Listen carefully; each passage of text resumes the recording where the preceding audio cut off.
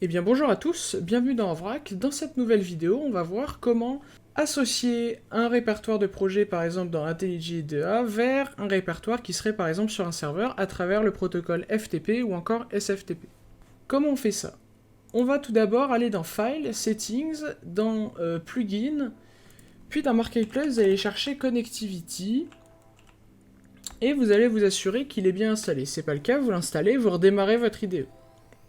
Une fois que c'est fait, on va aller dans Tools, Deployment et Configuration. Et ici, on va venir ajouter un serveur. Donc moi, dans mon cas, je vais rajouter un serveur SFTP, donc c'est un protocole qui s'appuie sur du SSH. Donc je vais appeler mon serveur tuto. Et ici, vu que c'est du SSH, on me demande d'ajouter une configuration SSH avec l'adresse du serveur, donc je vais vous montrer l'adresse du serveur, l'username et le mot de passe. Dans le cas du FTP, c'est la même chose, sauf que c'est tout sur la même fenêtre. Une fois que c'est tout renseigné, vous pouvez tester en faisant test connection, et voilà, on voit que j'ai bien une confirmation que la connexion est établie. Je fais OK, donc on m'indique que la configuration SSH a été prise en compte. Ensuite, on me demande de désigner ce que je vais considérer comme mon chemin route. Donc je vous conseille de laisser par défaut, sauf cas particulier. Moi, je vais laisser par défaut. Ensuite, web server URL, c'est uniquement dans le cas où ce serait un serveur web. Moi, dans mon cas, c'est pas le cas, c'est un projet Java. Ensuite, très important, il faut aller dans Mapping. Ici, on va vous demander de faire matcher, ici, c'est en fait mon répertoire où se trouve mon projet avec l'IDE. Et on va me demander de faire matcher avec un répertoire qui se trouve sur mon serveur. Donc ici, on va afficher toute l'arborescence de mon serveur. Moi, en l'occurrence, c'est dans Home, Evan et Tuto.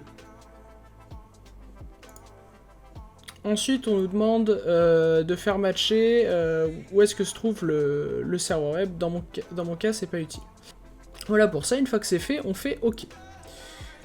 Dans le cas présent, en fait, le seul moyen d'envoyer des dossiers ou des fichiers sur le serveur est de faire comme ceci. On fait clic droit, on fait Deployment et on fait Upload to Tuto. Donc ça peut se faire, vous voyez que ça fonctionne. Si je vais vérifier sur mon serveur, je me rends dans Tuto, il apparaît bien. Voilà, donc il y a SRC, si je vais dans SRC, voilà, on voit il y a le tuto.java que je viens d'ajouter. Donc ça fonctionne. Cependant, nous, ce qu'on veut, c'est que dès que j'ajoute du texte, que je modifie, que j'ajoute un fichier, ça s'envoie directement. Comment on fait ça? En fait, si vous retournez dans Tool, Deployment et que vous alliez dans Options, vous avez ici plusieurs options. Moi, ce que je vais faire, c'est que je vais vous en décrire une en particulier qui est pour moi très intéressante, c'est celle-ci. Update change file automatically to the default server. Donc en fait, c'est est-ce que j'envoie tout le temps ce que tu modifies au serveur. Donc soit vous mettez, c'est à chaque fois que vous faites CTRL S, soit tout le temps. Moi, je vous conseille de mettre tout le temps, ça pose pas vraiment de problème. Et je vous conseille aussi de cocher Delete remote file when local are deleted. En fait, ça permet que quand vous supprimez un fichier localement, il se supprime aussi sur le serveur. Voilà.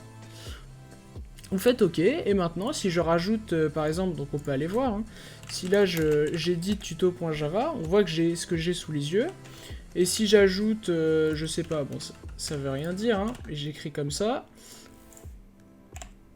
je retourne, vous voyez que ça a été correctement déployé.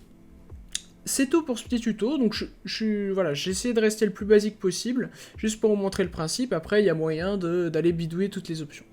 J'espère que cette vidéo vous aura plu, je vous souhaite une bonne journée et je vous dis à la prochaine.